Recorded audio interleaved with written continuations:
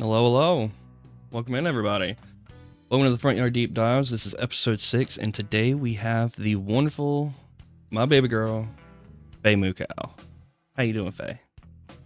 Hello, everybody. Hello. Hi, baby girl. Hi, chat. Hi, my lovelies.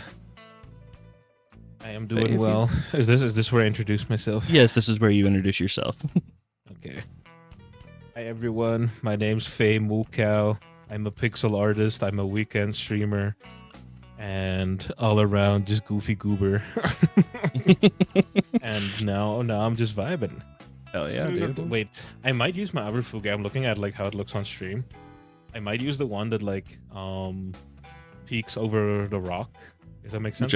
Whichever one you want to use. If we need to make some adjustments, I'll make some adjustments. Hey guys, sorry I'm being difficult, but you know, not at all. It's my right. Well, while you're swapping Fugies, everybody, I would like to also let you know that we are raising money for Hope for the Day, which is a, very near and dear charity to my heart. They are a mental health charity. They bring workshops and things like that into schools so kids can learn about mental health and things they need or anything like that to help with the things they're doing. If you want to do anything, you can do !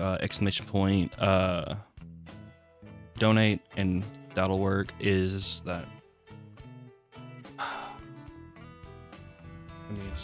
I've also got stuff to fix myself. That's just pain.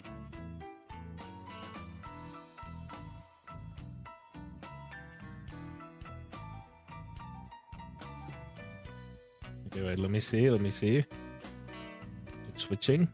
Okay, you just have to lift me a little bit so my claws are over. Yeah, I got you.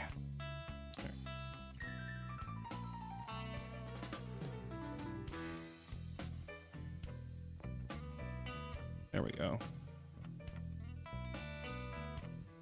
I think that's about right, don't you? Yeah. Perfect. Yeah, there we go. Lock that back so I don't screw up and mess it up again. All right. There we go. Anyway, look at me. I'm cutie patootie. You are. Yeah, man. Welcome in. Thank you for agreeing to come in and, have the conversation with us. We've known each other now for how long? 2 years? Yeah, it's close to 2 years now. Yeah, I think January is our 2-year anniversary of being baby girls.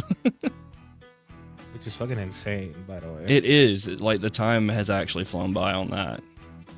Yeah, like it's crazy. It's crazy how quickly time has actually gone by. And I know we sound so fucking old. Well, honestly, we sound old. I think Twitch takes the youth out of you. It does. I feel like I told Spring this the other day. I'm like, I love Twitch and I love the people I've met here, but I've also had some of the worst people I've ever met here. It's oh been my like God. A mixed bag. I it's understand really a mixed completely. Bag. Yeah. So what we do here on the podcast, we talk a little bit on mental health. Not a little bit. It's mostly mental health. It's a mental health podcast. I say a little bit, but it's what we do. And what it is, I mean, there's a lot of things that I see that a lot of people don't. We don't open up a lot to our communities sometimes. Like, they get surface level. They don't get like what we actually have to deal with. You know what I mean? I mean, like, yeah, the anxiety, 100%. The depression, the constant overthinking, the constant, just struggle of all of it. Mm-hmm. Also, while trying to juggle our everyday lives, if as most people may or may not know, Faye is a priest. That I am. And I mean, like, and not a whole lot of people know that. And you are dealing with a lot of, other people's feelings as well as a priest, because I somewhat know your line of work, but, it's just insane. Like, I mean, what we have to deal with outside of what we do here on Twitch and what they see. Yeah, I mean, that's something we'll definitely talk about a lot. Is I think the nice word you use for it is compassion burnout. Like, there is a point where you're so compassionate with so many people that you just have nothing left. You just have nothing left to give. Like there comes a point where like I'm when everybody's using me to vent, everybody's using me for advice. There comes a point where I'm like, okay, I'm like I don't care anymore. Like I just don't give a shit anymore. Because I'm just burned out. Yeah, Just I completely, agree. I utterly mean, burned out. it's you sit there and you give, and then when it's actually time to not give, it's like, oh well, good, because there's nothing there. Yeah, there's nothing. I got nothing for you. I got nothing to give you. Yeah, and so, Mhm. like, I'd say the first question really starts off, for me is, what are some daily challenges that you face? So I think let's talk about it like this, right? Yeah. And what I will say is, I will use this podcast as a moment to be more personal than I usually am, Absolutely. because obviously, when I'm streaming, you are playing. I'm not playing a character, but my goofy side of my personality comes out a lot more because being an Yeah. entertainer, you're being funny, you're doing what you got to do, and nobody wants to listen to just someone being depressed. No, absolutely not. So I think a daily thing for me is just, and this is something I had to learn, right? How to like reprioritize what I'm doing and what I want to do. Because I did this thing, and I'm sure you can relate, and I'm sure people in chat can relate, of trying to do so many things that I ended up doing nothing. Like taking on so many projects that I start overwhelming myself, and then I do nothing, Yeah. I think that's also something that, like, for me, that's something I had to learn of, like, okay, cool. I can't keep saying yes. I need to start being a little bit stricter with not saying yes to everything because it gets too much. It just does get too much. Because unfortunately with priestlyhood, that's one of the things you get taught is it's always yes, because you don't want people to feel excluded. Right. If someone invites you to like a breakfast, you have to go, because if you don't go, they take it very personally. Like, oh, why doesn't Father Fey want to breakfast with her family? He probably thinks we're below him. Because that's the thing. People have asked me, they're like, do you feel judged for a VTuber? I'm like, I promise you, there's no job in the world you get judged for more than being a priest. So honestly, the getting judged as a VTuber is nothing to how like it actually is, because you literally get monitored by people in the church.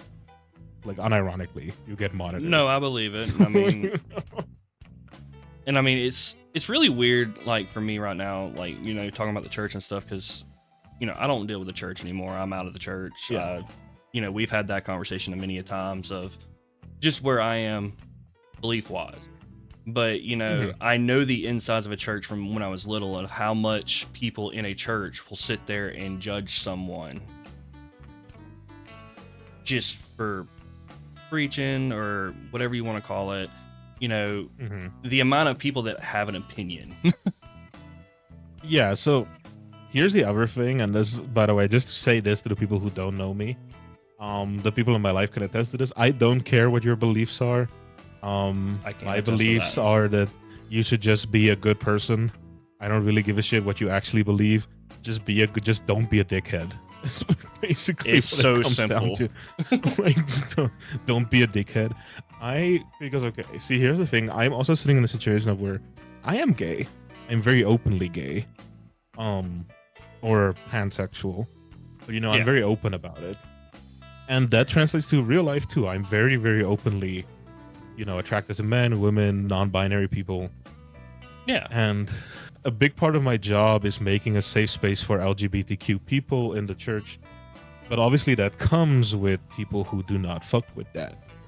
Who do not like very much so that you're making a safe space.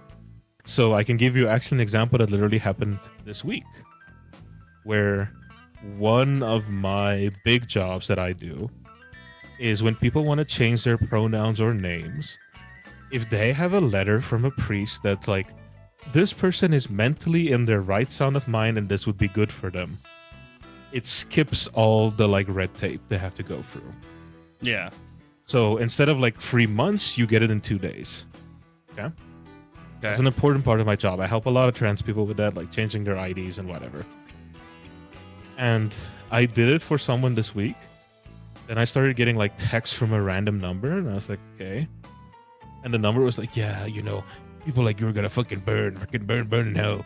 And okay, so for those of you who don't know me, I'm a little bit of a rage baiter, just a little bit. No. This guy was like, you're gonna burn in hell for what you did. And then I sent him back like a Has-Been Hotel song, and I'm like, this is literally gonna be me. Like, you're mad at me, and this is gonna be me. Like, it's like I don't even remember. Oh, it's the Husk song where he's like in the casino. I'm like, this is literally gonna be me while you're mad. And he showed up. Like, he showed up at the church to quote unquote confront me. Because he felt so wronged. So it's a complicated relationship because, and I'll say it here as well, I don't believe in the traditional way. Yeah. In the sense of like, I pray to God the same way I think people pray to the universe. Of like, I don't think it's like I know I'm right because God's on my side. I think it's like this neutral force of the universe that I'm working with. It's just that this job helps me to do charity work. Yeah. So, which, I mean, sorry, I'm yapping up a storm. No, but, you it is were a podcast fine. episode. We've got time. You have nothing to worry about. But yeah, no, I mean, there's no way that those things don't weigh on you before you hit go live. Yeah. So that's what I'm saying. Like, as a streamer connection, now I'm in the stream, and now I'm like, okay, how do I still keep true to myself? Because now I'm already tired. I'm already EP. And listen, I love my community, so it's not people in my community. I'm not talking about you. You're all mentally ill, so you're gonna think I'm talking about you. I'm not talking about anyone specific. But here's the thing, and Sick can attest to it because I have complained to Sick about it. I have a relaxing voice to listen to. Very much so. I feel like it's not arrogant to say that. I feel like it's just an objective truth. I have a relaxing talking voice. I tend to talk slow and very gentle because that's my natural talking state. Unfortunately, a side effect of that is it attracts people who want to be babied by me. People are like, oh, I've had a bad day. I want to be held like a little baby. I've had so many people call me daddy. Is like, that word can't even be sexual to me anymore because it makes me laugh. Because every time I think about these people sliding into my DMs being like, hi daddy, I'm like, please go away. Please. And like, I had to turn off my DMs. By the way, this is not something I think a lot of people know. My DMs are closed on Discord. Yeah. Because I've gotten too many weird messages from people. Like, I actually I've gotten remember too you many weird having messages. a conversation about it. Yeah. That was right after someone like just randomly messaged me. And I'll say it here, and I'm not gonna go into details or anything. They sent me unsolicited nudes. Like, just out of the blue, just like, hey, here. I'm like, okay, cool. What am I supposed to do with this? I mean, so it's so weird to me for when you say that, because I know you, and you are like, yes, you put on the persona on stream and everything of, the fun side of everything on the sexual side sometimes. Well, you used to. I know you've backed away from that. Yeah, I backed away from it a lot. But yeah, true. Like, it's so funny to me because, correct me if I am wrong, I mean, you're asexual. Yeah, that's the funny part about all of this. Yeah, it's like you're open about the fact that you're asexual, and they still do it. And it's like, what the fuck? I'm pan-romantic is, I think, the technical term. Like, I can be romantic with most people. Yeah, but I'm like asexual. Like, that's the funniest. That's why I find it funny. Because, I enjoy flirting because I think it's funny and I think it's fun to do it with friends. I mean, me and Sick, how many times have I threatened you with gay sex? And I do use the word threaten specifically. God, I can't even count that, okay? I can't. Like, it's impossible. But again, to me, it's funny, you know, and it's like, okay, we're good friends, and Yeah. but if I don't know you, brother, why? Why are you sliding into my DMs? Like, you know, like, why are you sliding into my DMs? Yeah, I mean, And and I think that's why Springy also finds it very funny, because Springy knows it's like a persona I put on. You know, it's not the real yeah, me. and it's crazy because it's the folks that know you that know that it's the persona and everything like that. Not so much persona, but I mean, it's just the goofy side, as you said earlier. it's I a mean, it's it's just it's a being goofy. side of me. It's not fake. Let me put it like that. It's not fake. Yeah, It's just no, it's not fake by any means. I bring it out more because it's more entertaining. You know. But yeah, so that's true. That is actually funny. I think a lot of people forget that yeah, I'm Ace. Yeah, like it's so funny to me, and it's like, yes, you put on a great comedy performance for it, but for those that know and they should know, because I mean, again, you were very open with it. Yeah. I It's don't like, hate it. come on, like, come on, people. That's why, like, you know, there's the whole joke going on of me having like multiple wives. Oh yeah. I think it's very. I've had a few people who take it very seriously. Oh, We're like, wait, how is that it dating reminds so me of many like people? when you and bro, Clove started the whole ex-wife thing, and everybody Oh, actually yeah. thought you hated each other. yeah, where we literally had to be like, guys, we're joking. It's Yeah, just like a this joke. is a joke between friends. Like, calm down. Yes, and I think while we're talking about this, right, and you should tell me if I'm steering all over the place. No, but you're good. Just keep. I think another thing people don't think about, and listen, I am very direct. The people in my life who know me know I'm very direct and very, you know, to the point. Yeah. Sometimes that can come off as rude. I understand that. But God, some of the fans in this space need to calm down. Your Oshi is not as sensitive as you think they are. I Oh, yeah. promise. I promise, especially my more femme presenting friends. I promise they're not as fragile as you think they are. There was a friend of mine. I was on her stream, and I think we were playing Peak, one of those like friend slot type games. No, it was Oh, yeah. Lethal Company. And she got away on 1 HP from, you know, that thumper thing that chases you down the hall. Yeah. She got away like on 1 HP, and we killed the thumper. And then she was like, "Holy shit, we made it!" And I said, "We? You speak in French?" And then I hit her with the shovel to kill her. Because, you know, I'm like, obviously just being a bastard. Dude, I got so many hate DMs because I did that. Like, some people were really fucking mad at me. She was laughing, obviously, because, you know, she knows me. Yeah. Like, I got a DM that's like, "How dare you do that to my queen? If I got the privilege to play with her, I would never." I was like, "Okay, brother, I need you to chill the fuck out." She literally had to ban someone in her chat because he was just freaking out. He was like, "I can't believe, look at these ungrateful males." And I'm like, okay. And then I literally said, because again, I don't take these people seriously. I went on, I'm like, I'm holding your hand. She's never gonna fuck you, my guy. It's just never gonna happen. Like, she's not into you. Like, just calm down. Yeah, so, no, I mean, that's something that I think, like, I love VTubing, but that's also a side of VTubing that I'm like, ugh. Like, that's really, it's cringe, you know? I love the space of VTubers I have created for myself. Mm-hmm. Yeah. Like, and again, it's not her fault. It's not her fault. I'm not blaming her at all. oh It's yeah, just, no, you know, not at all. her a parasocial fan. Yeah, But it's just it's so weird. which is another thing that I mean, like, some people have to deal with is the parasocial side, which is another challenge to deal with mentally because God, it's exhausting. it is, like, honestly.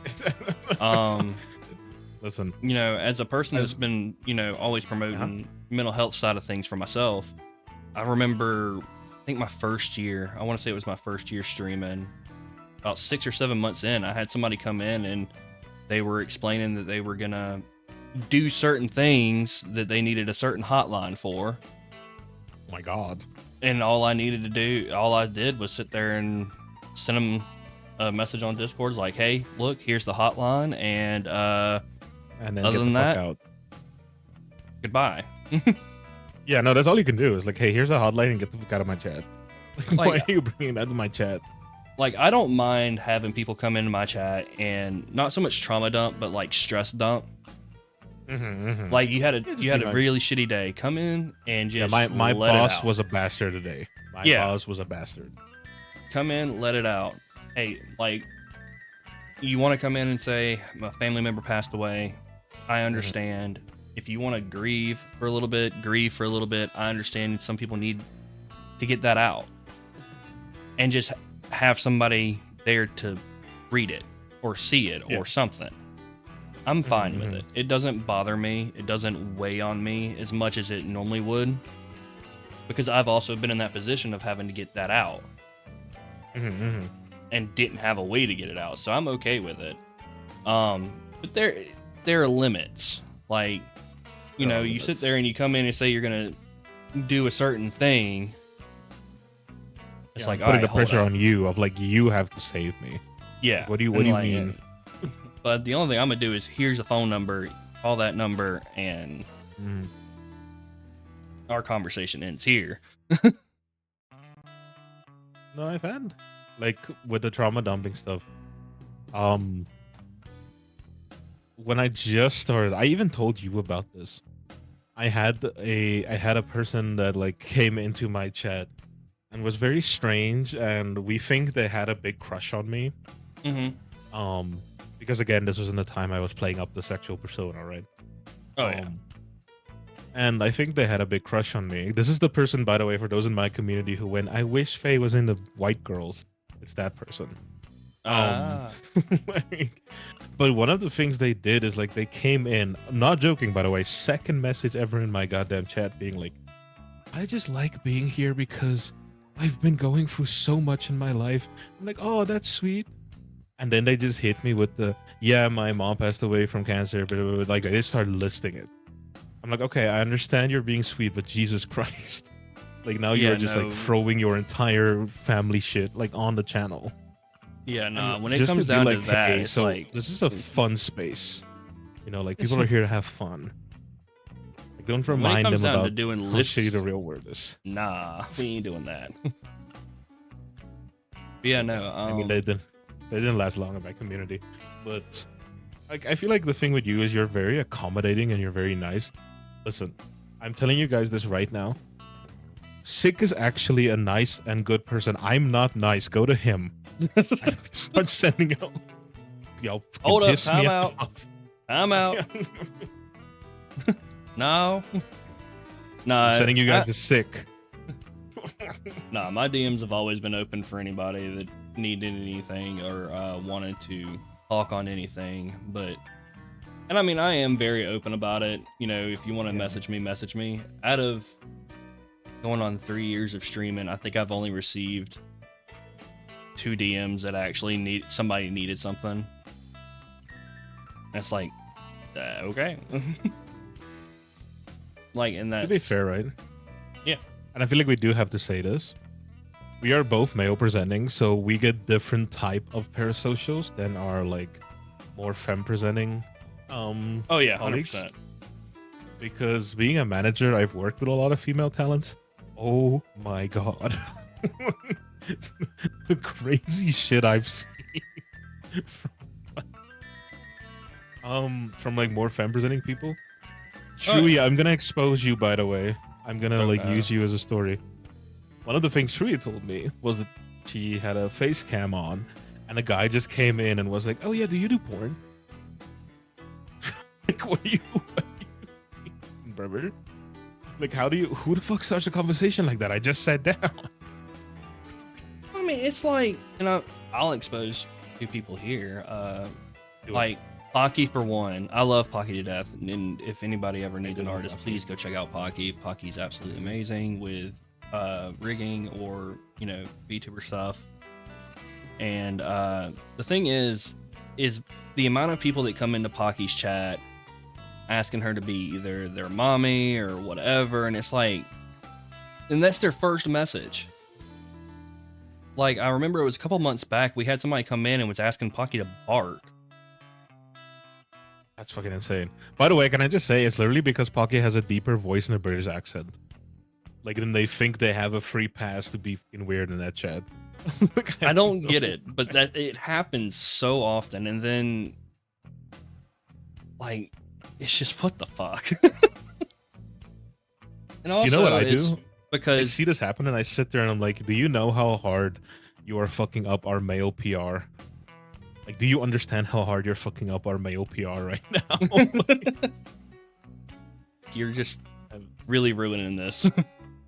You're really, like, we tried really hard. Also, I know we don't respond, but I just want to say, yes, Bucky, you do. For a woman, you do. Not in a bad way, by the way, like in a good way. So, it's just because you have a nice voice to listen to. But Yeah, going I mean, back to like daily things, right? Sorry. No, Just to you're bring it good. back for a second. We gotta go tech thread. One thing I will say that this year taught me, and again, I love the VTubing space. I'm very thankful for it. I'm very thankful for everything it's done for me. I was not ready for how many people think a manager equals a personal therapist.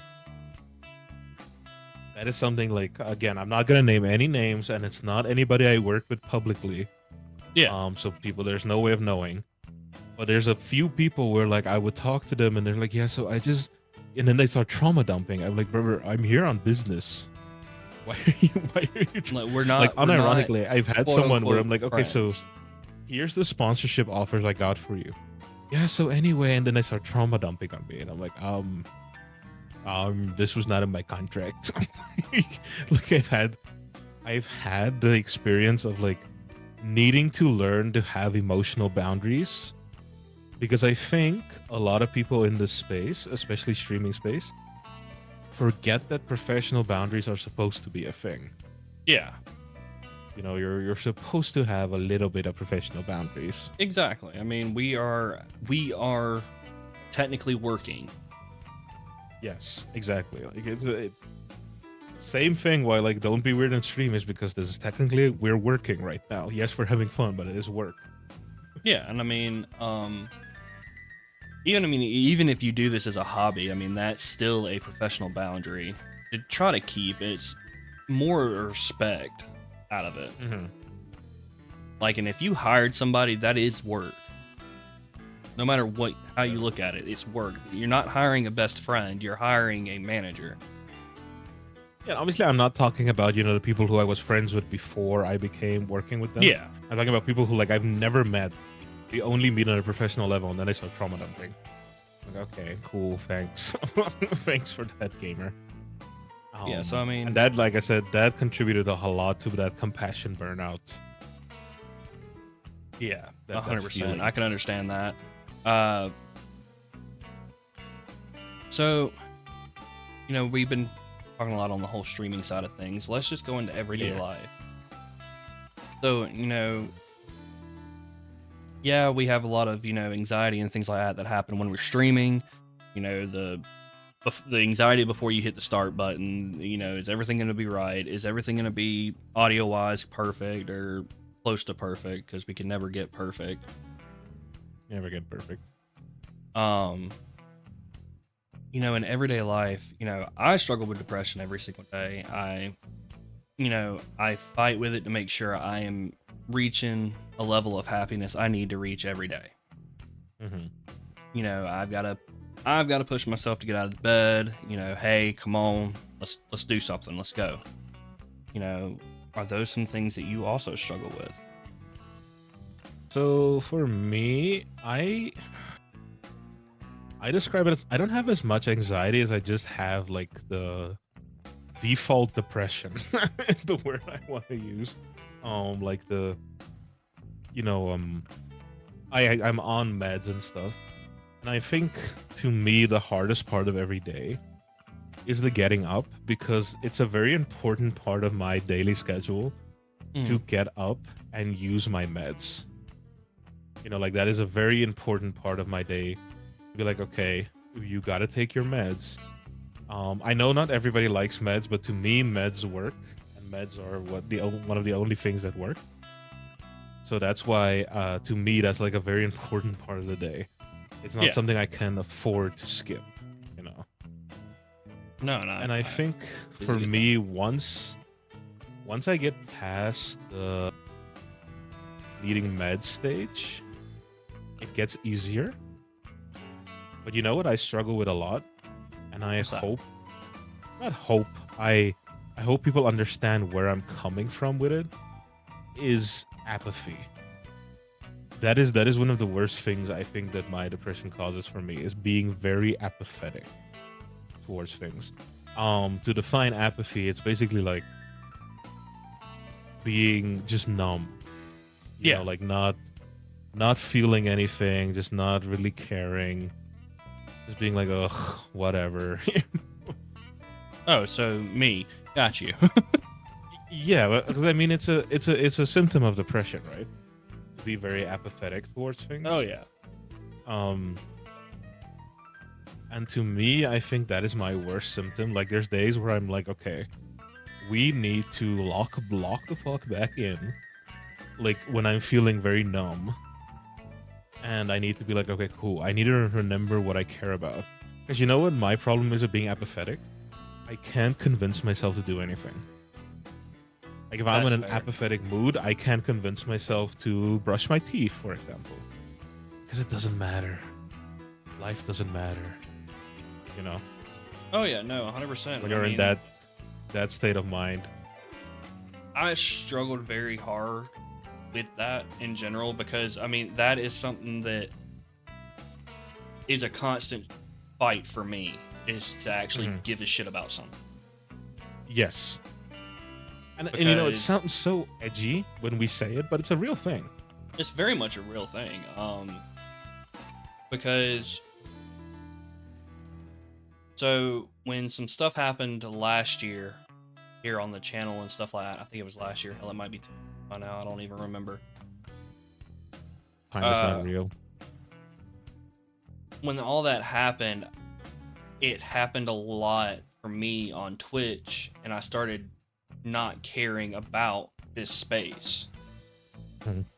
Because, for one, the fun I was having got sucked out of it. Yeah. And then Like, the drama went on for 6 months of oh wait, I dealing know with about it. this drama, right? Yeah, you know about it. Okay. Yeah, go You on. know, that go on. drama went on for 6 months of, you know, just constantly having to have it brought up. Then more fun got sucked out of it. And then I really didn't give a shit about this space anymore. But I was still trying to push myself to be a part of what I had created because I am still very proud of everything we have done on this channel. Yeah. I mean, we are still Which raising is- money for charity. We are still, you know, helping people when we can. We are still doing what we can. And as a community, we're killing it. But it was one of those things of like, fuck. Like, I unfortunately have to deal with this. I don't Yeah. want to deal with it, but I have to deal with it. So, I mean, it just. And now, yeah, you know, we have the podcast now. I do it every other week, which means, you know, every 2 weeks there's a new episode coming out. And, you know, we're at episode 6, which is huge, no doubt. Yeah, congratulations, by the way. That's so cool. Yeah, and thank you to all past people that have been on here and future people that will be on here, and to you for being here. Y'all make this possible. Wait, your previous Oh. guest was OP, right? We've had Opie, we've had Pocky, we've had Sin, we've had Clove, we've had the way, guys- Mayfired. If you want to know what I look like behind this model, imagine OP, but yeah, I'm OP. That's me. I'm OP's secret account. I look exactly like OP. This is how I get subs, by the way. As I look exactly like OP. Exactly. Like, we are the same person. We are the same person. Don't think about it too much. OP. No, but that's so So- cool, man. Really, genuinely, congratulations. Yeah, I mean we're doing a lot of good things, but And the reason I've done it every 2 weeks is because, for one, we're talking about sometimes some extremely heavy topics. Yeah. And another thing, like, this is just anybody that comes into streaming or wants to do YouTube or anything. If you feel like something is taking the life out of you, take a break. That is the amen, brother. Amen. You know, and since we're talking about such heavy topics just in general, I decided to make the episodes every other week because let me give myself time to decompress from one, talking about these topics, and two, actually deal with my IRL life. See, that's the other thing, and I'm gonna call out a few streamers here. I know so many of my streamer friends that like their IRL life like goes to shit because they just don't keep up with it. And their favorite excuses, but stream, like I understand, but your real life, unfortunately, has to take priority. Yeah. Like this is not optional. It has to take priority. Absolutely. And I mean, so like, I work a full-time job. You work a full-time job. That is what comes before this platform ever. That is how I pay my 100%. bills. Yeah, exactly. Like as much as I love this, like this is not gonna, this is not gonna pay the bills. Not by any means. I'd love for it to. It was maybe at one point, but for the most part, I just know this is a hobby. This is not what's gonna pay the bills of car payment, rent, electric, any of it. And It would be really nice if it could. Yes and no. But I don't know if I'd want to be online that much personally. Like after doing this for 3 years, I've realized, it's okay to step away. It's like we have to be chronically online together. Absolutely not. I feel you though. I'm good. Literally next week when I go away for Christmas break, I am basically going like, hey, if you need to contact me via Spring. And if you are someone who Spring will not answer in their DMs, I probably wouldn't talk to you anyway. Because for those 5 days, I'm going to be completely off grid. Like, I'm going to be I'm going to be spending time with my family. I'm not going to be looking at Discord at all. Just actually having some important family time. Fair. And I mean, you hit the spot right there of if Spring won't talk to you, I'm probably not talking to you either. Yeah, like, if you're someone who's like, oh, Spring doesn't like me, like, yeah, bro, damn, brother. That's rough. Damn, that sucks. Damn, that sucks anyway. Moving on. Moving on.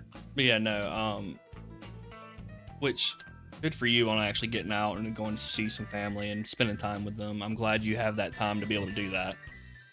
Yeah, no. Just don't get hit by a scooter. What if I do? And first of all, it wasn't a scooter, it was a motorbike. What's the difference? The motorbike is bigger. And besides, they got more injured than I did. I still can't believe that was a thing that actually happened. Listen, they literally hit me while I was in my priest clothes. Like, you just saw my priest robe, like, go everywhere when they hit me.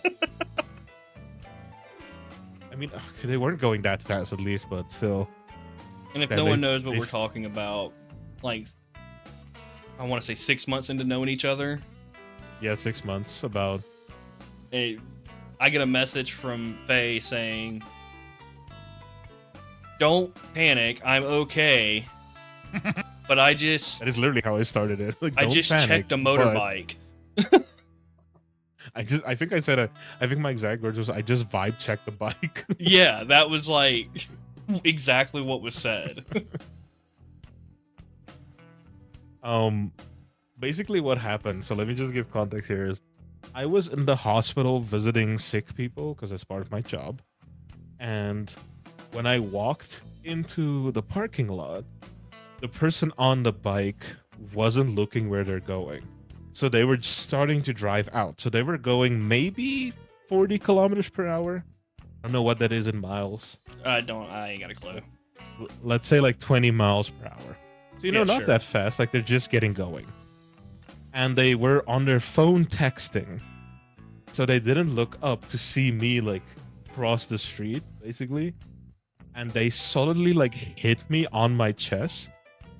Like the bike hit me, but because the bike wasn't going that fast, the bike hit me and then the bike flipped forward. So the person went flying around me. I went flat on my ass, obviously. Yeah. I got like a burn mark and a scar like on the front of my body, but I didn't break anything. Unironically, I went to the doctor, obviously, because I'm like, I just got fucking run over, basically.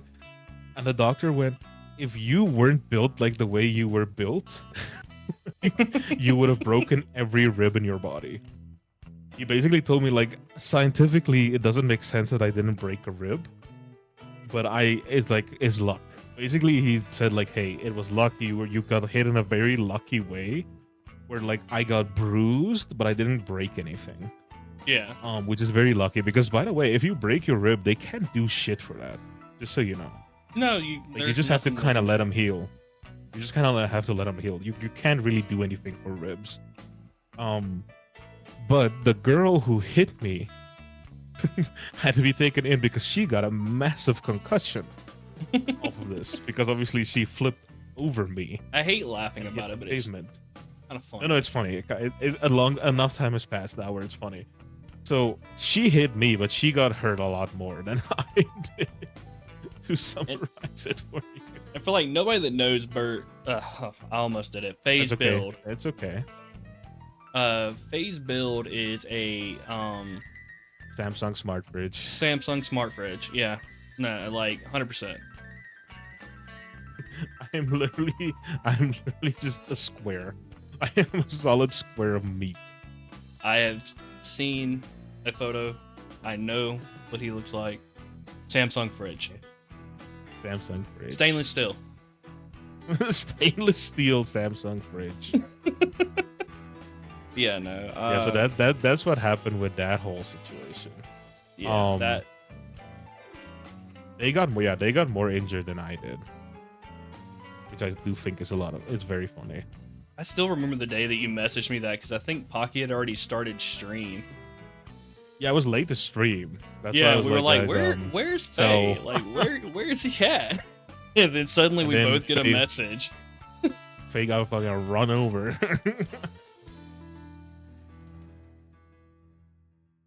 Yeah, that was a fun time in my life. Because my insurance obviously like had to be like, hey, so what's going on? And I told him what happened.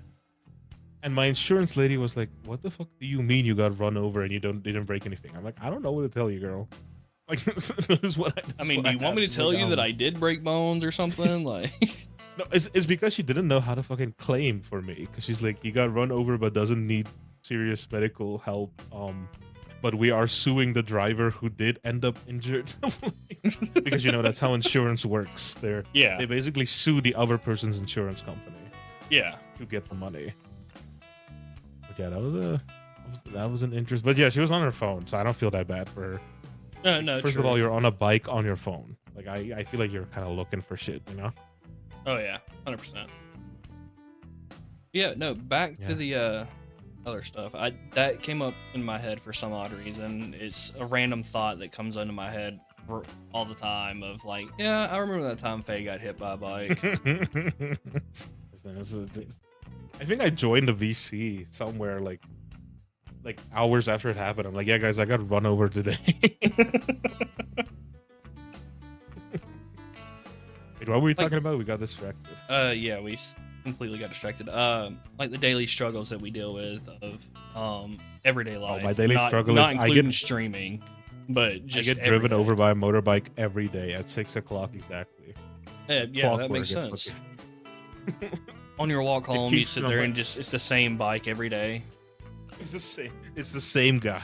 He tries to hit me every day. One day he's gonna get me. One day he's gonna get me.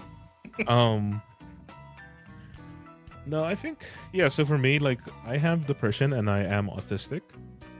So I have what you call and I hate this term, by the way. I just want to say that. I hate the term high functioning whatever because it makes it sound like you don't struggle with anything. I hate the term like high functioning depression, high functioning autism. It just means you're very good at masking. Yeah. But no, 100%. So my autism, the ways it reveals itself is. So fun fact, everybody. My daily meals is a protein shake because that's my autism. Is sometimes I go through phases, and I've been going through this phase for the last week now, where I can't eat anything but the protein shake because my body will physically reject it. So this weekend, or this week I'm with my family, I'm taking my protein shakes with me, and I know they're gonna give me shit because obviously it's gonna be Christmas food. But if I try to force myself to eat that Christmas food, I will literally throw up. Like it will like my body is not just get over it. No, my body physically goes, nope. I'm not putting that in my body. By the way, I quit energy drinks because of this. I did too. My autism literally went, yeah, we don't like energy drinks anymore. I'm like, oh, fuck. I'm like, okay, cool. So now I don't drink them anymore. I bought a Monster yesterday just to be like, let me see. I took 2 sips and I was like, this is way too sweet. And I gave it to my brother. So I've done that because I want to say I quit drinking them about 4 months ago. 4 or 5 months ago. I was just like, you know what? Let's just stop. Like, you're spending X amount of money every single morning. So I cut them out, and every now and then I'll go grab like a Red Bull or a Monster from the gas station. I'll take 2 sips, pour it out. Yeah, it's so sweet. My body is just, I think my body just like, yeah, we don't like this anymore, and now like I physically can't drink it. Even the 0 sugar ones, like it tastes like radio acid. Yeah. Oh. It's so bad. And that's what made me just like cringe the other day, and I'm sorry, I got to bring this up. Red sent me a picture, and it was 4 Monsters in a big ass mug where he had poured all 4 Monsters into the mug, and I was like, why? I'm literally getting nauseous just thinking about that. Like, I'm getting nauseous just thinking about it was free. But that doesn't make it better. Let me just make that clear. That doesn't make it better. I was just like, no. You know why I cringe? Because I used to do shit like that. And now my body's just like, no. But when I tell people I quit, they're like, oh, you did it for health reasons. I'm like, no, my autism just decided we don't like it anymore. My autism just said, no, I'm good. We're good, slime. You know what? I recently had a very like decided to stop. Another thing that happened is my body's just decided I don't like meat, like at all. Like it's just the thought of meat makes me nauseous. So I've been like we went to a steakhouse the other day with my parents. Because it was their anniversary, and we go like as a big family thing. We were at a steakhouse, and I ate like veggies. I ordered like, okay, can I don't want a steak. Can I get 3 sides? First of all, my stuff was a lot cheaper and more filling. Right. But I mean, again, like that's a situation of that's not something I get to choose. I didn't, and it's not, I don't have willpower, and like, I'm just so strict to my diet. No, it's literally just my autism said no. we don't like meat right now. So, yeah. And it's weird to explain that to people, right? Because, like, for example, food aversion is something where they'll be like, "Yeah, but just get over it and eat it." I'm like, "You don't understand. Like, my body will physically, I will throw up on this table. Like, I can't do it. The texture freaks me out. I will get a panic attack." And another thing, like talking about, just the autism daily struggle stuff, is I have a naturally very low empathy is the word.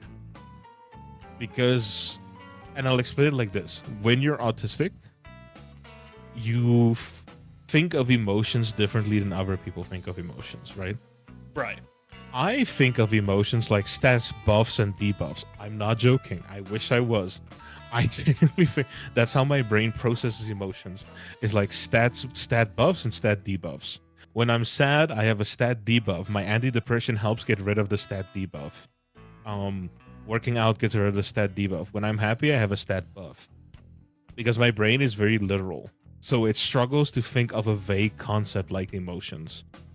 And that is also a very artistic thing. Like your brain's very literal, right? Yeah. And Like, and that's something we talked about when we first met, was that it was that. yeah. Like it's a very literal. Yeah. So something I struggle with is I don't understand society's rules, man. Like this shit is complicated. I don't get it. But okay, to be fair, even my neurotypical friends like are fucking confused by society's like social rules. At this point, I quit paying attention to society. It's rules. It's so just like I am who I am. If you don't like it, get the fuck over it. It's so confusing. Why are you in so many people's business? Yeah, so that's some daily struggles for mental health. And I share a fun fact I've learned. And this is to all my mentally ill girlies in the chat.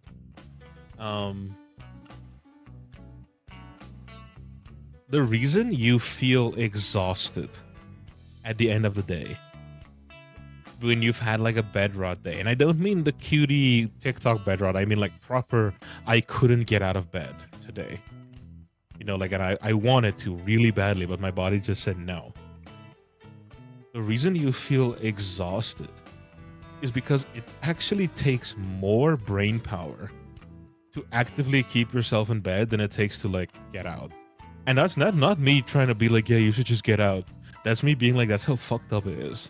Like your brain is actively using more of its power to keep you down. Even though it would take less for you to get up. Isn't it a little fucked? I feel like that's a little fucked. It is a little fucked, honestly. But we'll let them marinate on that for just a little bit. We do have an ad break. We got to run really fast. It's a 3-minute ad break. We don't talk while the ads go because it's not fair to anybody that's not subbed or anything like that. We don't want anybody to miss a conversation.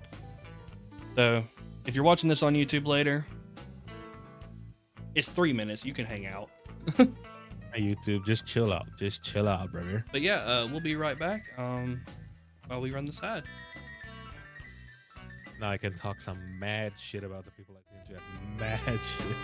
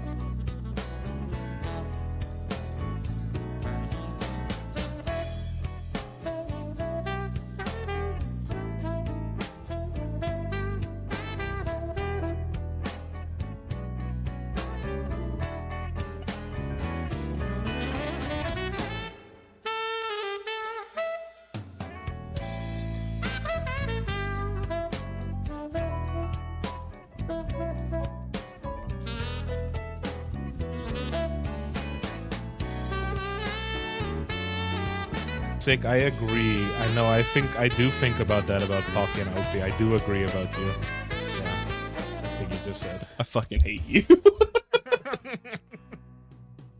Just like. Welcome back from ads, everybody. I knew you were gonna do some dumb shit like that. It's like gotta be a rage baiter. It's in my blood. Oh shit! But yeah, so the way that you sit there and say that the brain takes more energy to stay in bed than get out of bed is insane. Yeah, beat itself down. No, so okay, I learned this right because something that's been helping me, and we did talk about this like in the break, so I'm just making this clear again.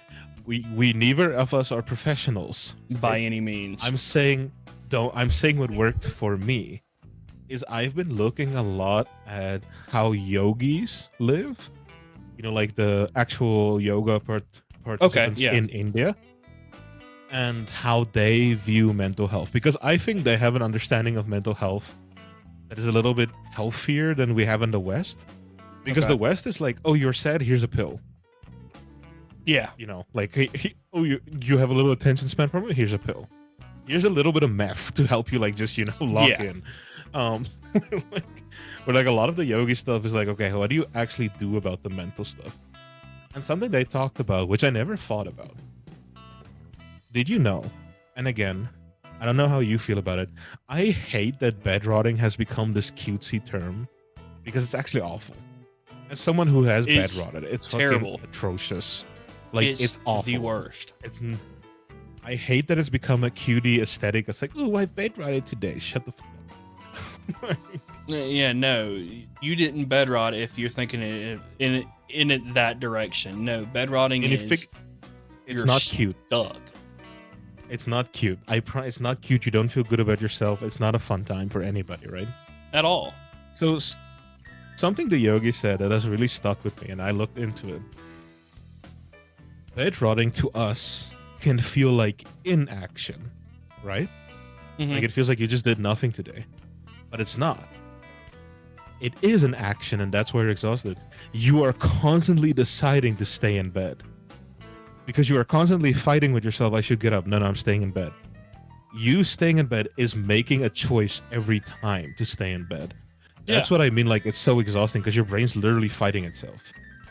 And that's why the yogis talked about, like, the yogis said, like, 90% of our actions are in our heads. We just have a Western idea of our actions are only our bodies. No, our mind is also our action. Yeah. So 100%. When you lay in that bed, you don't move around physically, but your mind is so busy. Because also, what does your mind like doing when you're bed rotting? Oh, I'm going to remind you about how you're such a failure. Okay, cool. I need to distract myself. Like, I'm making a choice to distract myself because I don't want to feel like a failure. Right. So, thinking of it like that helped me understand, because I think the worst thing you can do to yourself after bed rotting is beat yourself up. 100%. Like, the worst thing you can do to yourself after your bed rot is be like, yeah, you did fucking nothing today. Like, no, actually, you should go to yourself and be like, hey, we did a lot of the wrong things today. A lot. So if we do tomorrow, right, just do less of the wrong things, we'll be better. Yeah. Suddenly that doesn't sound so bad, Instead of being like, I need to change my life 180, you just go, hey, let's make less of the wrong choices. You don't even need to make the right choices. You just need to make less of the wrong choices. And see, and at that point, you're starting to create a cycle of getting better with your decisions. 100%. I mean, and you're starting to create that. They're like small coping mechanisms. Like, you'll find things to help get out of that, and hopefully they're healthier choices. And again, we really want to preface: we are not mental health professionals. We are not. If you need help, I am literally a furry cow. Please, I'm just an idiot on the internet. Like, I will forever say that, no matter how many people disagree with me or anything like that. I am an idiot on the internet. I am not a professional in anything. And if, real fast, not to be that person or anything like that, but if you do exclamation point help and you want to find help, Hope for the Day here in the States has a way of helping you find money friendly resources in the States. Mm-hmm. And of course, you know, my stuff just doesn't want to work. I was about to say, I tried doing that and it shouted me out, and I promised I wasn't trying to shout me out. Or no, it's find help. Oh, find help. Okay. Yeah, there we go. I got to remember my own commands. There we go. But yeah, if you do find help, they have ways of helping you find people in your area. You put in a zip code or wherever you live, and they will actually help you find professionals that can help you. And try to help you get in your money bracket of getting help. Sometimes there's free help. You never know. Yeah. But And you have to. Can I just say on top of that before we go on? Ask for help. I'm on my knees begging. Ask for it. Ask for help. It's not worth it. Your pride is not worth it. I've lost. I want to say I've lived for 27 years. I think I've lost the equivalent of maybe 7 years of those time just because I refused to get help. Because I was trying to be strong. I was trying to be cool. You know, I was trying to be like, oh, I don't need nobody. Don't do that. It's ask for help. Genuinely not worth it. Genuinely not worth it. Just ask for help. If you're noticing something's different or something's off, ask for help. Don't try to do it by yourself. No, it doesn't work. Hey, even the yogis I was just talking about, the people who meditate in the mountains go, you shouldn't try and solve it by yourself. So if they can't solve it by themselves and they meditate professionally, what the fuck do you think you're gonna do? Ask for help. Yeah, sorry, we were talking about coping mechanisms, right? Yeah, we you know, what are some, not so much what are you, now I can ask the question of, you know, what do you use to help cope with the things that we deal with? So I want to give what I have now, but I want to start by saying what I used to do, because I have a lot of a healthier coping mechanism now. Right. And I used to have. So a way that I used to punish myself with the autism thing is eating food I don't like because it's normal for people to like it. For example, I do not have a sweet tooth. I do not like sweet things at all. But one of the like punishments and coping mechanisms I would give myself is like eating like sweets, even though I don't like it, but because it forces like dopamine into my brain, and then I'm quote unquote normal, you know, because normal people like sweet stuff. That's how a coping mechanism can become something bad. Like that's how it can become something like, you know, it's malicious is the word I'm looking for. Yeah. Something that I've recently picked up, and those of you who don't know, the pixel art journey has been very good for me. Because something I've been doing recently is I really like the 8x8-bit squares, which is like the very, very small squares, right? Yeah. But then I tell myself, okay, I'm feeling feelings. I'm going to make a representation of these feelings in this 8x8 square. Okay. It's not to show anybody. It's not for, you know, like, not for anything. I'm going to draw a monster. And the reason I do the 8x8 specifically for that is because it's so small, I can't overthink it. You know, I'm not going into overly detail because it's an 8x8 square. That is something that has been helping me. Like, it's been helping me get my frustrations and my emotions out in a more creative way. Right. Being like, okay, let me draw. Let me do this. And then that's helped me a lot. And the other thing that I've been doing more and more is I've been going on walks. And can I tell you the harshest truth? Of Those course. girlies who say you have to go on a walk and drink water, they're unfortunately right. It solves 90% of your mental problems. I'm not even joking. Drink more water and walk outside. It solves 90% of your mental problems. It's that awful, moment I you know, don't want to because admit somebody else is right. you don't want to admit, because it sounds too easy, right? Like, it sounds too easy to be like, no, it can't be just drink water. No, that's literally what it is. It is drink water and go outside. Yeah, That's 90% of your problems. So I mean, Yeah. you know, like going into that, I mean, me and my brother went camping back in November, right before Thanksgiving. Yeah, and like people were streaming and stuff like that. I sat there, I opened my phone, I let it sit there and lurk. I didn't have my phone in my hand. I sat there and left it in the tent. I went and laid out in my hammock, let the wind push me back and forth, and I was good. I was happy. Chilling. That's probably the happiest I had been in a long time, of just being disconnected from everything and just enjoying that. So can I just say this? What you're talking about there is something the yogis talk about. That's what actual inaction is. You being in bed rotting, or doing things to avoid your responsibilities, that's not inaction. You're taking an action to get away from your higher self. Actual inaction is laying in nature, meditating. And God, do we need more of that in our lives? Oh, it was so It's nice. okay. It's okay for you to just slow down. Oh yeah, and you know, the other day in your when you were streaming, you were asking, you know, like plans for next year and stuff like that. Me and my brother were plotting out like certain weekends. We're gonna go out and we're gonna go camping in this state or go camping in this state. Go do things like that. I'm gonna do a little bit more traveling this coming year.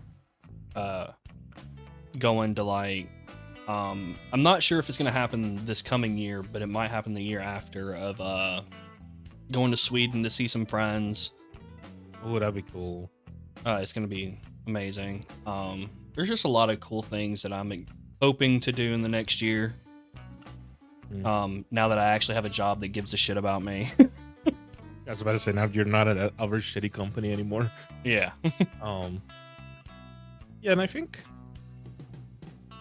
also another thing I want to say on top of that, right, is because one of the biggest things we go is like, oh, but I don't have the money to go like camping or whatever. Literally take some, I'm not even joking, take some duct tape, make a square like in your room, in your house somewhere. That is now your nature corner. Like when you're in that square, you're not allowed to be on your phone, you're not allowed to work, you're not allowed to do anything. You go there and you just chill. Yeah. That is enough. And for people that think that is a that, great like, start. Camping is too expensive or whatever, you can get and I know $100, you know, is a lot for some people.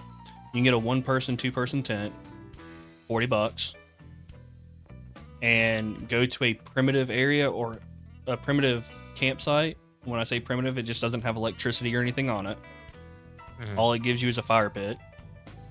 Those cost $20 a night. So please God, take a knife or something with you. I mean, yeah, according to where you are, if you want to. Yeah. Most campsites No, are but it's fairly chill. it really is like getting outside, and that's something I've been doing a lot more. Is like making a point of being like, I love my PC and I love this, but I need to have stuff that is outside. I need to have hobbies that are outside. I mean, something that's been helping me is I've been doing a lot of Tai Chi and yoga type stuff, where I will literally go outside and do that. And it's so nice to be like, okay, cool, I'm getting outside, I'm getting some movement. And I think, you know, we're talking about mental health coping mechanisms. Do you know who Dr. K is? Healthy gamer guy. I think so. Are they the ones that did the interview with Thor? Yes. Okay, That's him. yeah, I know who you're talking about. The one who called out Thor, who was like, "Hey, so you actually sound like a narcissist." Yeah, that's him. Okay. Dr. K. He said something that has stuck with me, where he said, "When it comes to your mental health, you need to go unga bunga." I was like, okay, wait, what do you mean? He's like, no, you literally just go unga bunga. Like you do that square thing I talked about, right? Like you have a 6 foot by 6 foot square. You're not allowed to work in there or be on your phone I am gonna delete all the apps on my phone. I'm gonna grayscale it. I am gonna like drastically take less time to be on the internet. And the reason he says you unga bunga it is when you allow yourself, you are much more capable of change than you think you are. Oh yeah.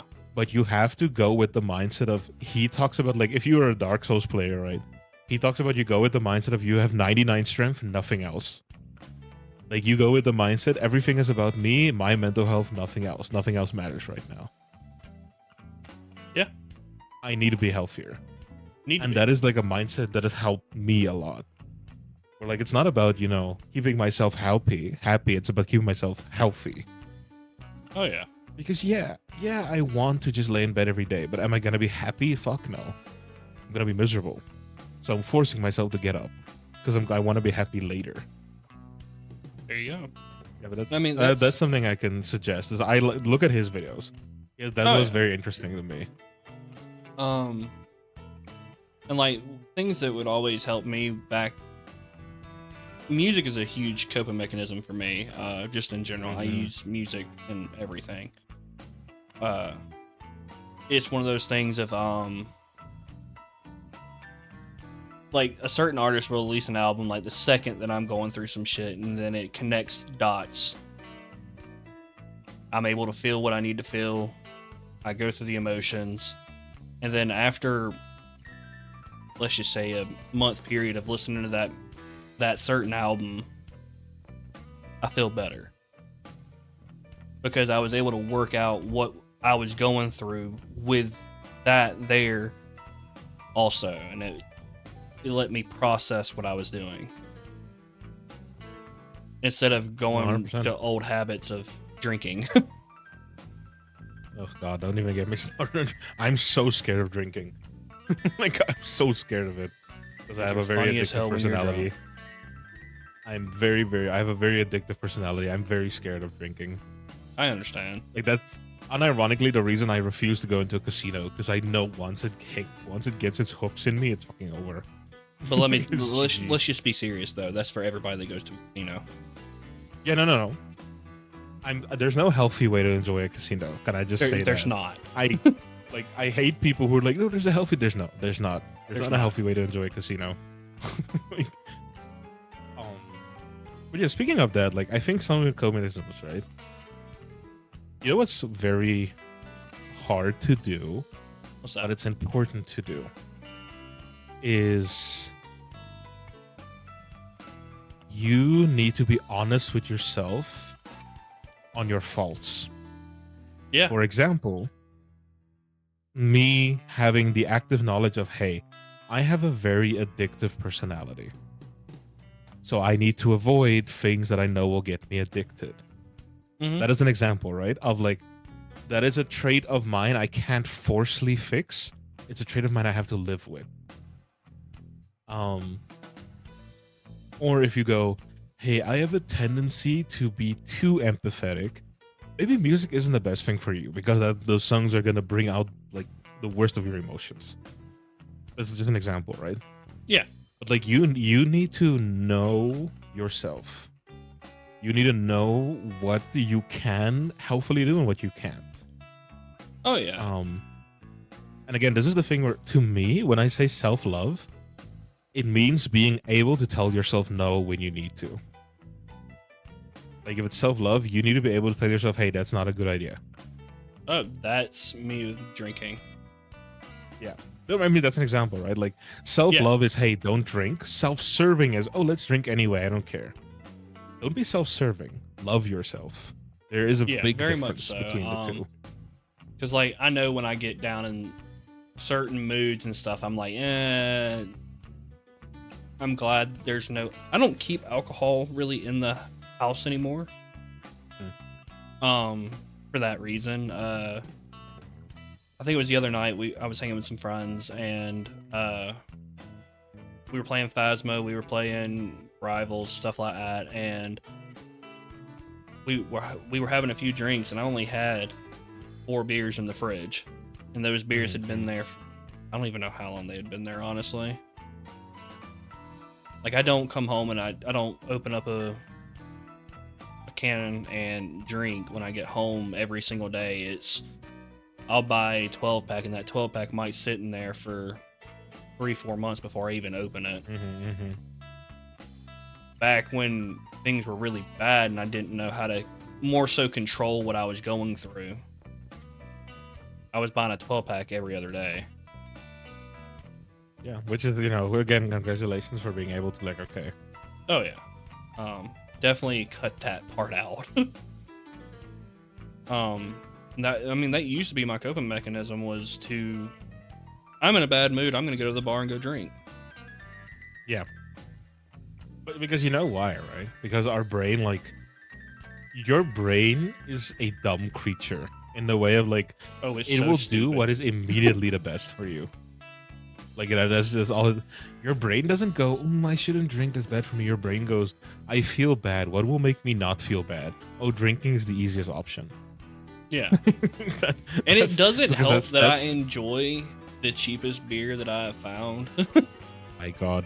See, that's the bad. If you were at least had expensive taste, you could have been like, no, I can't afford that right now. Yeah, no, it was the cheapest shit. Beer. I could get a 12 packs for $10 and be like, yeah, I got $20. I'm getting 24 cans of beer. We're good to go.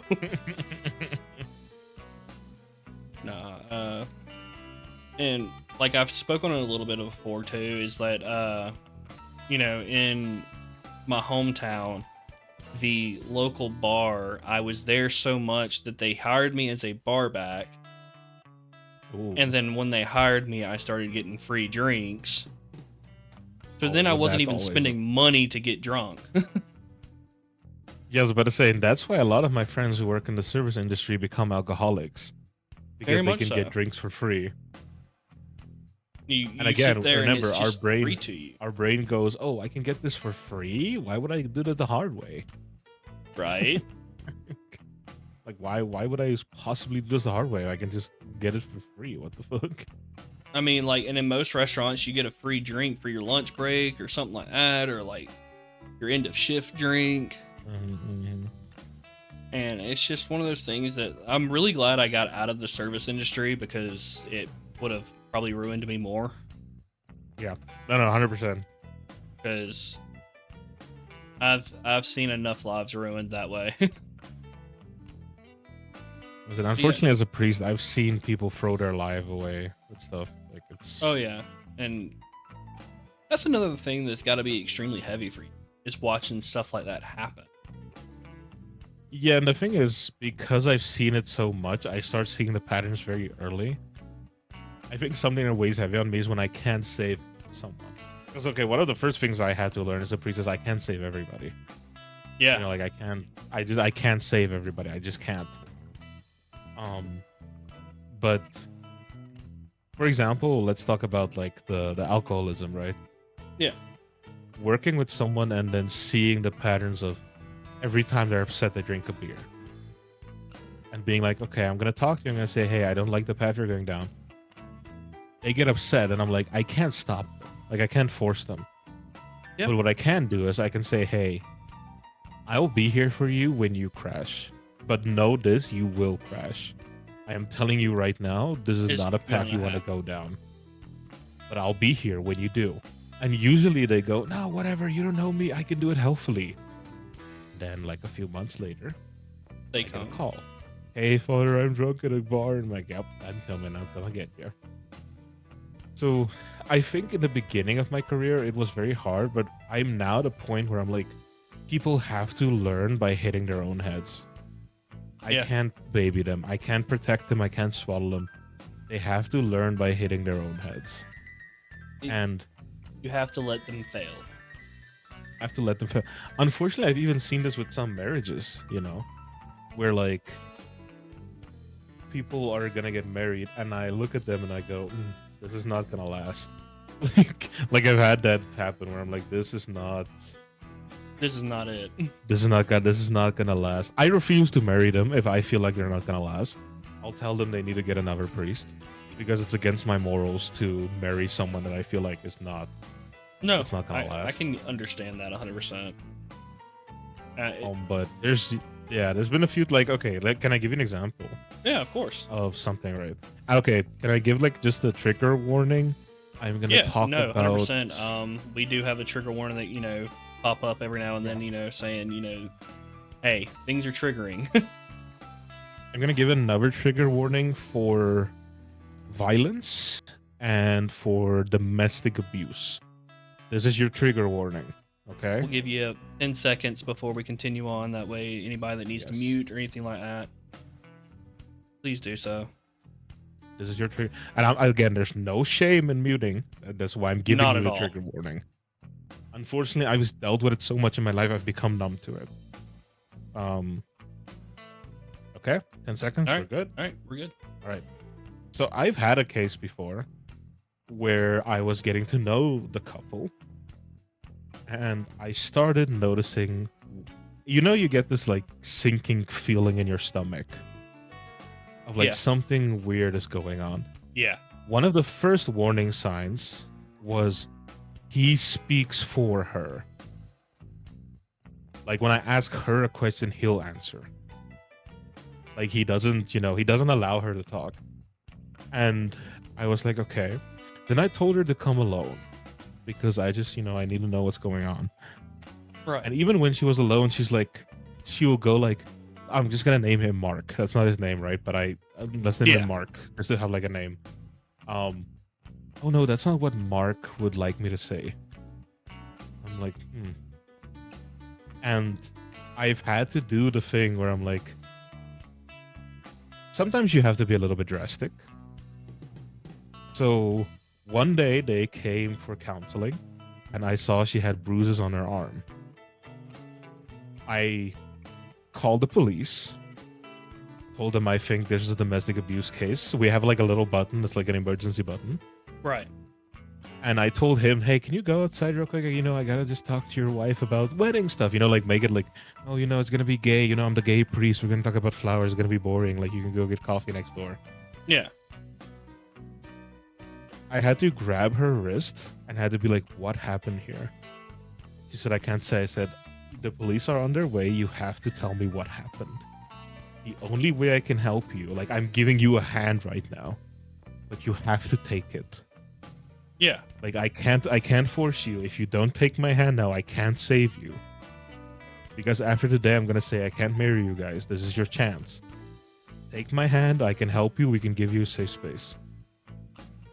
Then she started crying.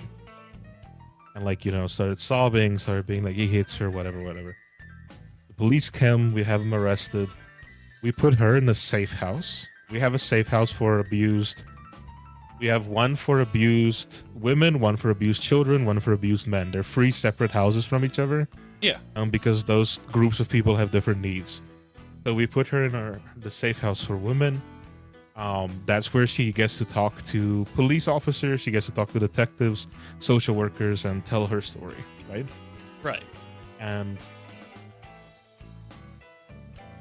this is where I gave the trigger warning because he basically would beat her within an inch of her life every day. But because she was so small and frail, she always wore like very big clothes to cover it up. Right. I just happened to catch her. Like she told me she purposely wore something without sleeves because she was hoping I would see it and do something, right? That still haunts me. Not in a way of like regretting what I did, because obviously I'm glad I saved her. Right. But thinking like, I can't save everybody that's in that situation, At all. It hurts and it sucks. I have the facilities, in my church to be like, okay, we can give you a safe space. Like we have a safe space. There's 24/7 security at the safe house. Like you are safe here. Yeah. And we help you like find a job. We help you find a new life. We even move them out of the city to be like, you need to get the fuck away from here, as far as possible. We have another branch of church in that city. Go live there. Go live your new life. But, and this is now where I'm going to get a little mad on my point. Me as a person and my specific branch of church helps everybody.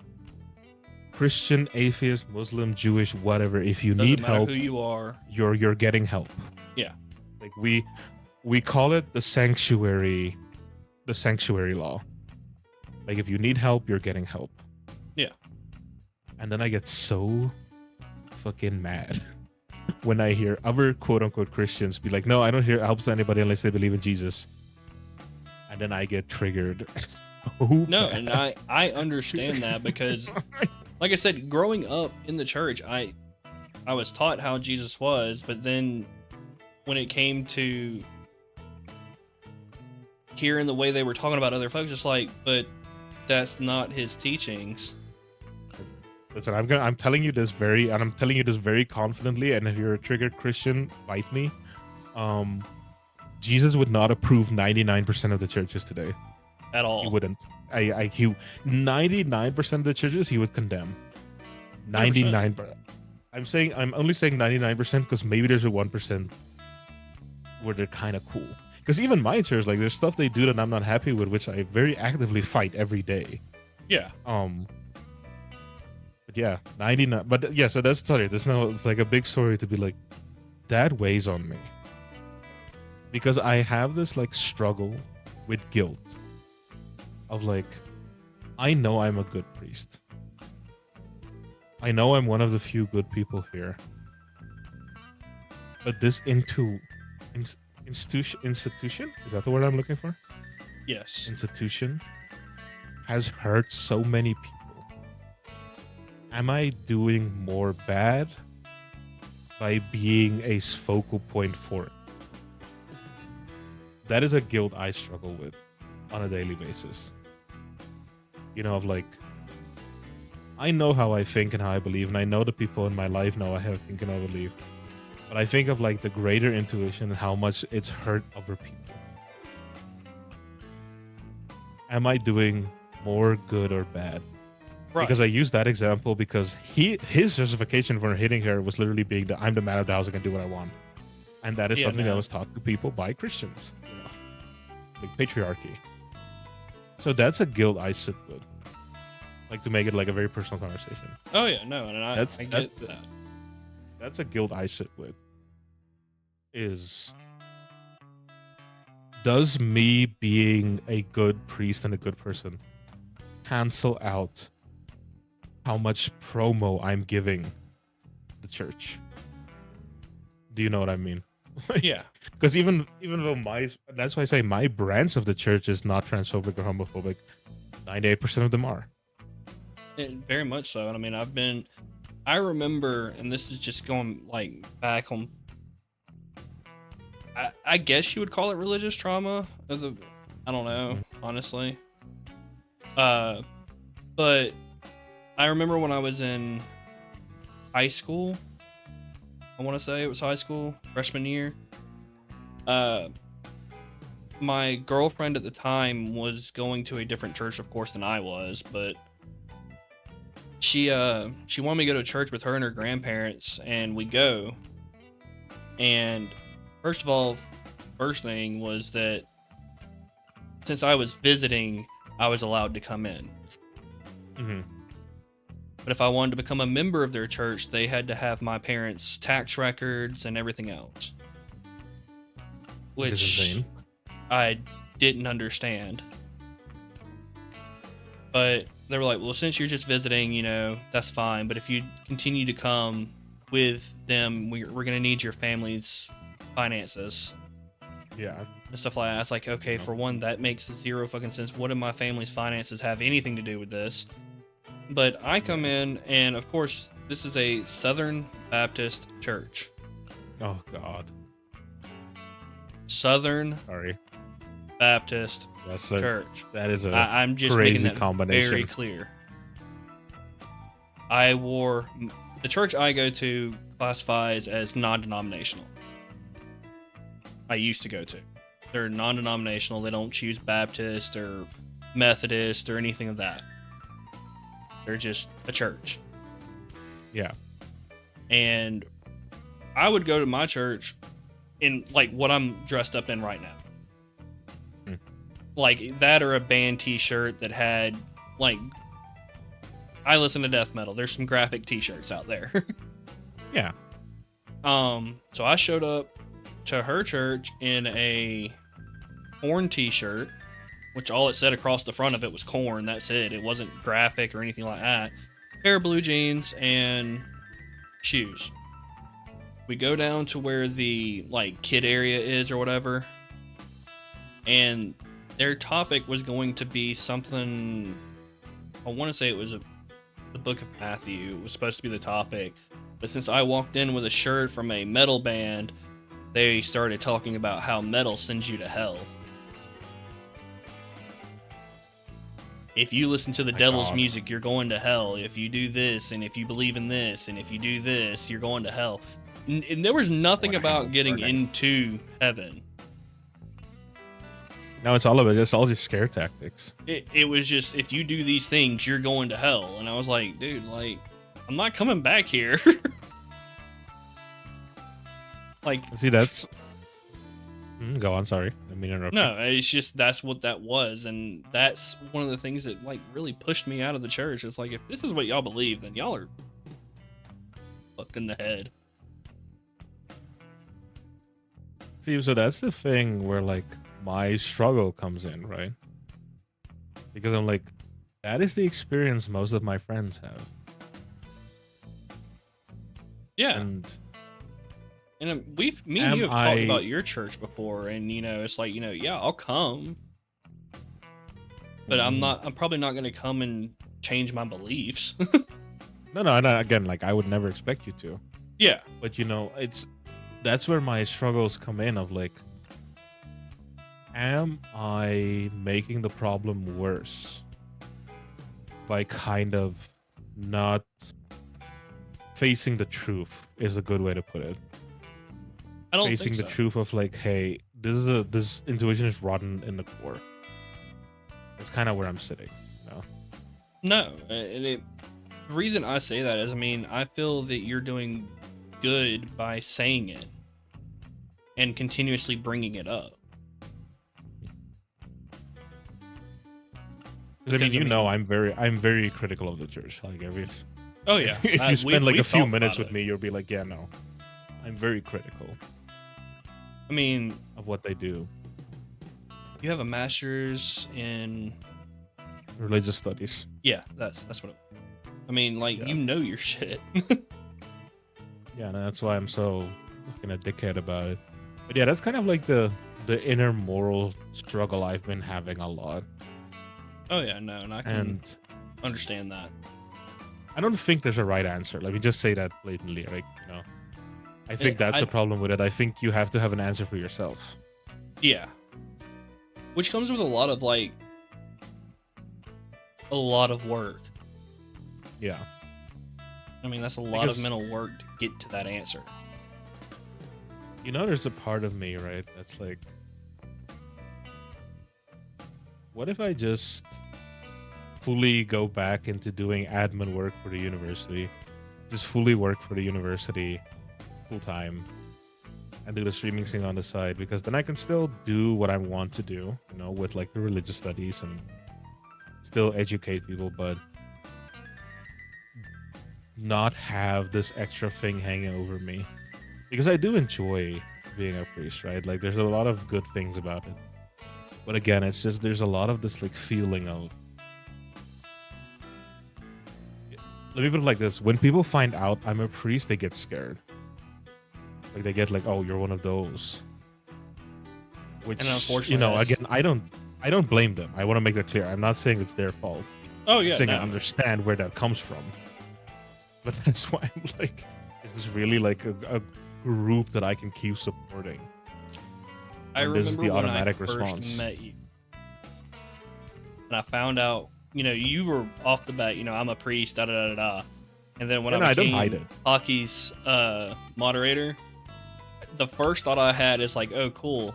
Hockey has the angel on the right shoulder, the devil on the left. Turns out I was the devil the whole time. Rage bait. It was the swap. It was the swap. Yeah, no. Yeah, I mean, I understand that struggle. I mean, I don't know, like, how well this podcast is reaching people. and this is like nowhere near the same struggle, but I mean, it's one of those things of like, am I doing good? Yeah. Yeah, no. Am It's I? the same fundamental thing. Yeah. Like, am I doing good? Am I doing enough? Is there more that I could do? Is there less that I need to do? Which I don't know how much less I could do, but yeah, I mean, it's just it's a heavy topic to really think on. It is, and that's why I'm bringing it to the deep dive here. Oh yeah. It is a heavy topic. It's not an easy thing. Oh, not by any means. But we are reaching a point to where we can open up some questions from chat if you're up for it. I'm up for it. If there are people who want to ask so I mean, if questions. anybody in chat would like to have any questions answered from me or Faye, please feel free to ask. Just plop them in chat. We'll read them off. We'll answer them. And in the meantime, Faye, if you need to look around and see about anybody to raid or anything like that, we can do that. Let me see. Let me look at my list. I think I have an idea who I want us to raid. Let me see if they're still going to be streaming.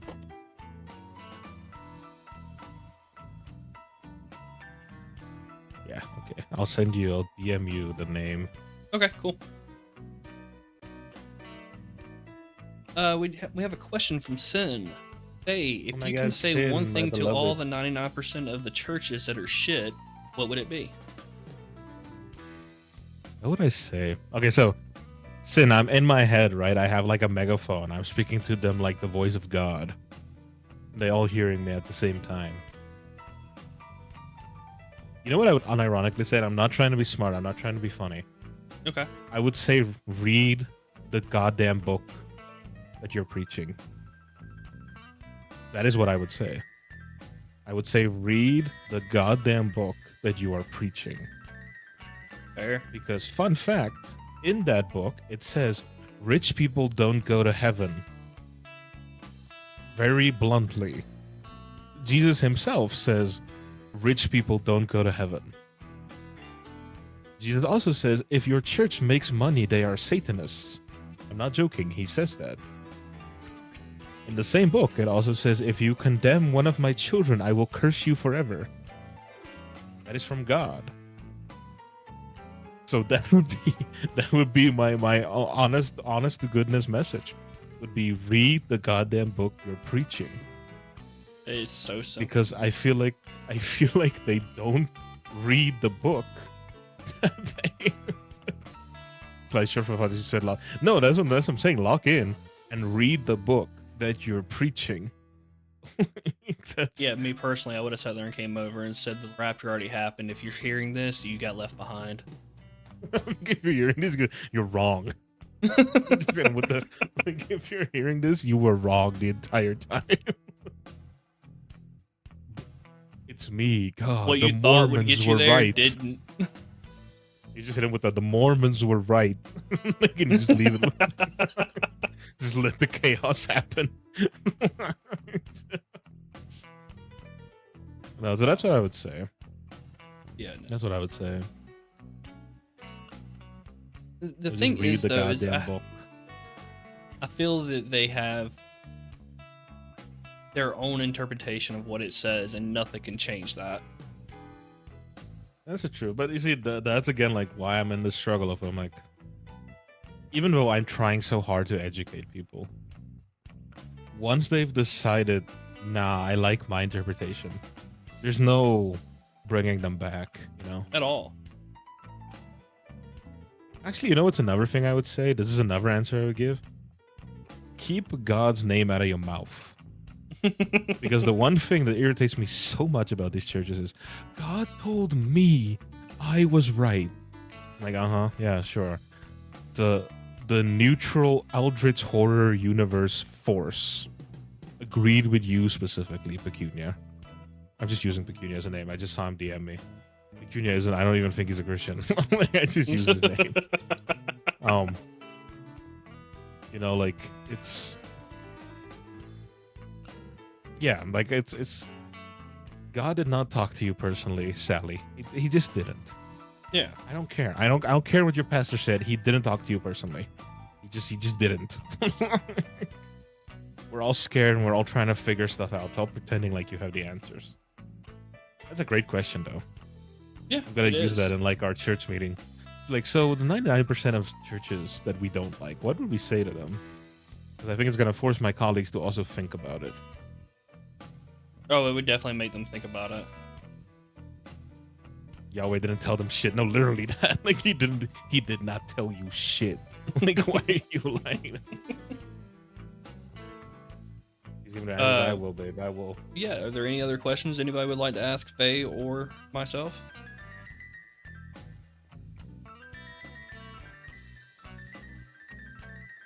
We are open to any and all questions. We both will not hold back. Any and all. If Also, not, we talked about philosophy today, philosophy. which I think is fun. We went into a little bit of philosophy in today. So, sex life. Sin, you know my sex life. What is that?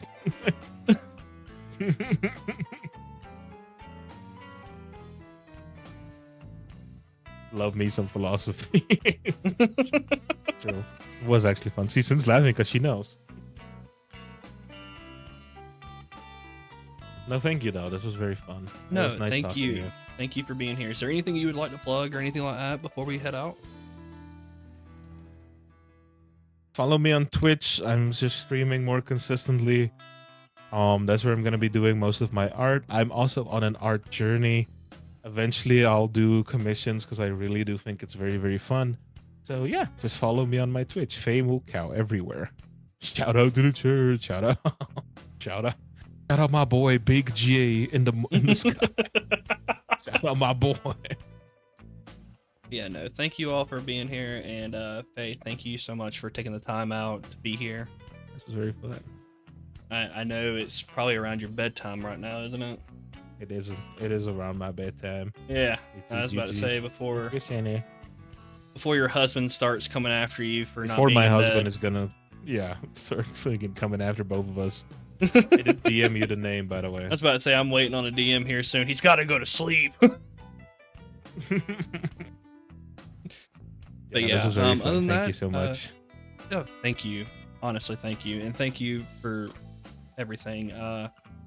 Being a good friend, being my baby girl, all of it. Yay, homosexual.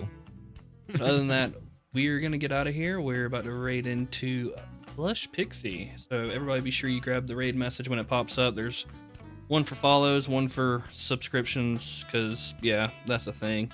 Other than that, I will see everybody next time for the next episode, which will be on January 11th, if I am correct.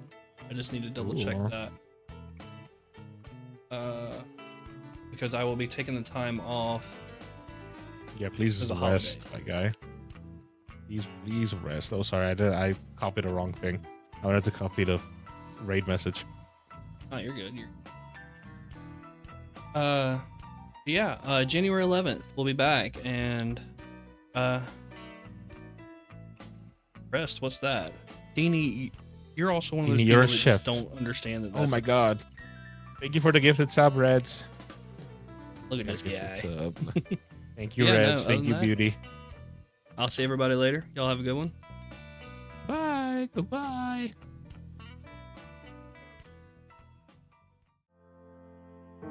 This was very fun. I liked it a lot.